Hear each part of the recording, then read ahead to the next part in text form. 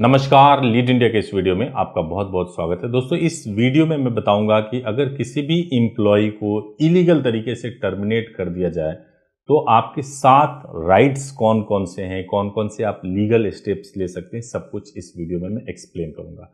सबसे पहले तो यह समझना चाहिए कि इलीगल टर्मिनेशन होता कब है, कब माना जाए कि जो टर्मिनेशन हुआ है वो इलीगली किया गया है। जिसमें नंबर 1 पॉइंट है कि अगर किसी भी तरीके से आपको डिस्क्रिमिनेट करके, डिस्क्रिमिनेशन के बेसिस पे आपको टर्मिनेट कर दिया गया है तो इसको बोला जाता है कि आपने इलीगल टर्मिनेशन किया है। और एम्प्लॉयर के पास में भी प्रूव होना चाहिए कि उन्होंने डिस्क्रिमिनेशन नहीं किया है, और एम्प्लॉय के पास में भी ये साबित करने के लिए होना चाहिए कि आपको डिस्क्रिमिनेट करके टर्मिनेट किया गया। जो दूसरा पॉइंट होता है, किसी भी रिटेलिएशन में अगर आपको डिस्क्रिमिनेट किया गया, जैसे मान लीजिए कि आप काम कर रहे हैं, वहां पे आपको किसी ने अटैक किया या कुछ आपके साथ में गलत करने की कोशिश की, आपने रिटेलिएट कर दिया और उसके बेसिस पे आपको अगर टर्मिनेट कर दिया जाता है तो उसको भी इलीगल टर्मिनेशन माना जाता है, क्योंकि 2 पार्टीज इन्वॉल्व होती हैं विदाउट एनी इन्वेस्टिगेशन, और रिटेलिएशन किस लेवल का उसको जांचे बगैर अगर टर्मिनेट किया जाता है तो उसको भी इलीगल टर्मिनेशन बोलते हैं। और तीसरा है ब्रीच ऑफ कॉन्ट्रैक्ट। जो भी कॉन्ट्रैक्ट आप साइन करते हो, जो आपने कॉन्ट्रैक्ट साइन किया at the time of appointment, अगर उस कॉन्ट्रैक्ट को वायलेट करते हुए आपको टर्मिनेट कर दिया गया है तो उसको भी इलीगल टर्मिनेशन बोला जाएगा। तो मोटे तौर से मैंने 3 कंडीशंस आपको बताए हैं। इसके अलावा अब हम समझते हैं कि मान लीजिए कि टर्मिनेशन हो तो गया, तो कौन से एक्ट के तहत टर्मिनेशन को डील किया जाता है। जिसमें सबसे पहला एक्ट होता है इंडस्ट्रियल डिस्प्यूट्स एक्ट ऑफ 1947, और दूसरा जो एक्ट है the shops and establishment act of 1961, और एक और है contract labour regulation and abolition act of 1970। In 3 acts को मेनली कंसीडर किया जाता है और इन 3 एक्ट्स के बेसिस पे डिसाइड किया जाता है जो एम्प्लॉय हैं उनके राइट्स को। अब एक और चीज जानिए कि एम्प्लॉयज के राइट्स कितने होते हैं। 7 राइट्स होते हैं एम्प्लॉयज के। मैं एक एक करके बताऊंगा, बहुत क्विकली मैं बताने की कोशिश कर रहा हूं ताकि आपकी एम्प्लॉयमेंट गई है, इलीगली टर्मिनेट आप हो चुके हैं, अब आपको रिलीफ चाहिए। अब आपको एक लंबा वीडियो देख करके रिलीफ नहीं मिलेगा, सोल्यूशन से रिलीफ मिलेगा। मैं कोशिश कर रहा हूं कि आपको जल्दी से सोल्यूशन मिले। तो जिसमें सबसे पहला जो आपको राइट है वो राइट ये है कि राइट टू कंपनसेशन, यानी कि अगर आपको इलीगली टर्मिनेट किया गया है तो आपको कंपनसेशन मिलना ही चाहिए। कंपनसेशन का मतलब ये होता है कि आपको इलीगल तरीके से टर्मिनेट कर दिया गया तो आप चूंकि आपके पास एक जॉब था, उससे आपकी जिंदगी चल रही थी, उससे आपका परिवार चल रहा था, अचानक टर्मिनेट कर दिया गया तो you can demand compensation from your employer. Number 2 कि राइट टू सेवरेंस पेमेंट। जब हमें टर्मिनेट किया जाता है तो तुरंत कोई दूसरा जॉब तो नहीं मिलेगा, दूसरे जॉब को लेने में एक वक्त लगेगा। तो जिस जॉब से टर्मिनेट किया गया और दूसरे जॉब को मिलने के बीच का जो एक ट्रांजिशन पीरियड होता है, उस पीरियड के लिए भी एम्प्लॉयर को पैसे देने पड़ते हैं, और ये आपका राइट है।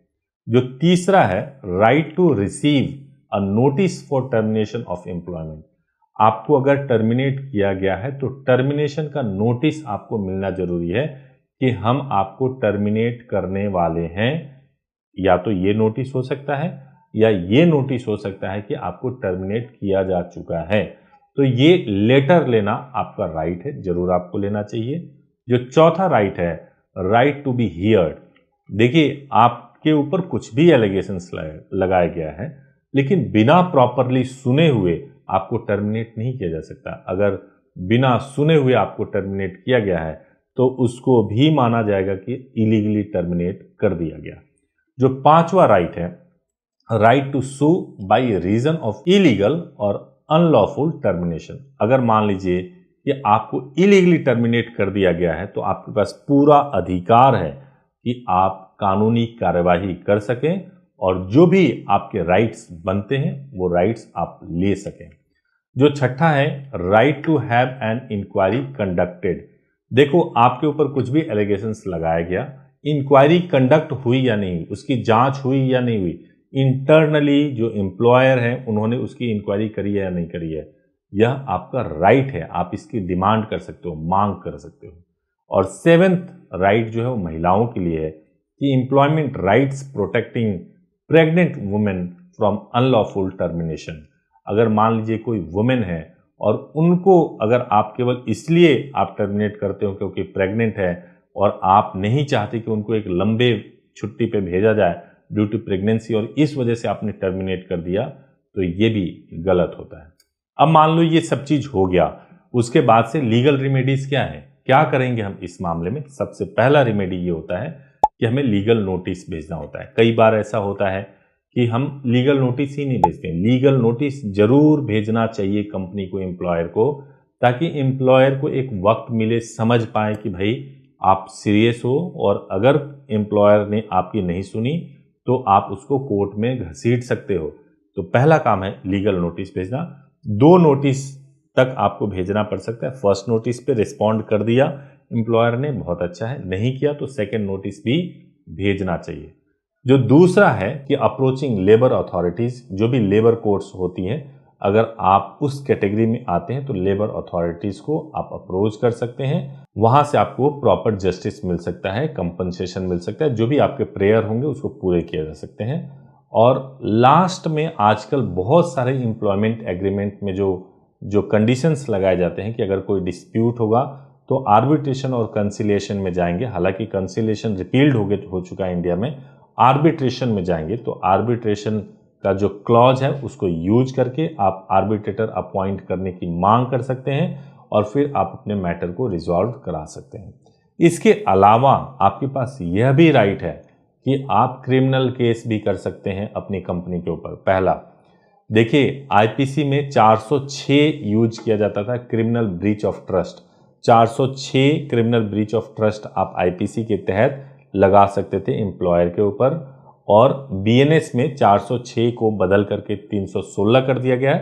316 में आप केस कर सकते हैं। इसके अलावा आईपीसी के सेक्शन 420 को भी आप यूज कर सकते हैं अगर आपके साथ किसी भी तरीके से चीटिंग किया गया है और चीटिंग करके अगर आपको निकाला गया है तो आईपीसी में 420 था, बीएनएस में 318 हो गया, 318 के तहत भी आप केस कर सकते हैं। इसी तरीके से अगर आपकी मानहानि हुई है, आपका डेफेमेशन हुआ है, तो आईपीसी में 499 होता था, बीएनएस में 356 हो गया है।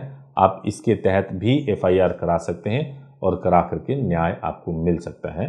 तो इस मामले में अगर आप कोई इलीगली टर्मिनेट किया गया या कोई इश्यूज फेस कर रहे हैं तो आप हमारे हेल्पलाइन नंबर 8800444555 पर सुबह 9 बजे से लेके शाम को 8 बजे कॉल कर सकते हैं, या हमारी वेबसाइट leadindia.law पर विजिट कर सकते हैं और पूरी जानकारी ले सकते हैं। Thank you so much for watching this video. Thank you so much.